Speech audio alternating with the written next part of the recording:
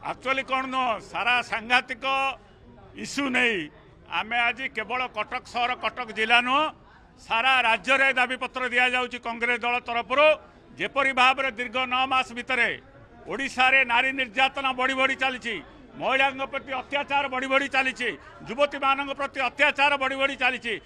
विशेष भाव में बालेश्वर बरगढ़ कटक कटकर मध्य गोटे इटाभाटी गोटे झील को जपरी भाव में निर्मम भाव में अत्याचार करा तार प्रतिवाद रे आज आम ओडिशा प्रदेश कांग्रेस कमिटीर सभापति भक्तचरण दास आह्वान क्रमे सारा ओडिशा रे जिलापाल कार्यालय सम्मुख में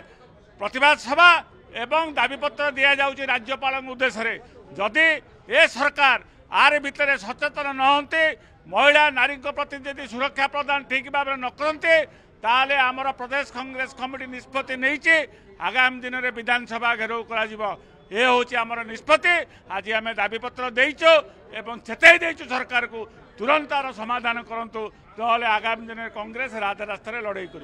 कई आम भितर बेग नहीं समस्त आम एका कांग्रेस दल गोटे फूल माल जमी आम समस्त सेमती आज मोहम्मद मुकीम रवींद्र मलिक किशोर जेना मनोज जेना रामचंद्र गोछाद सुरेश महापात्र समस्त एक सोफिया प्रिदोष आम समस्त एक सब गोटे हाथर 5टा आंगुठी तेणु आम समस्त बर्तन एक कांग्रेस दुर्बार लड़ाई कर आगामी दिन में श्री श्री अष्टलक्ष्मी महायज्ञ मार्च 2 तारिख रु मार्च 10 तारिख मध्य पुरी रे आयोजित हेबाकु जाउची। एही महायज्ञर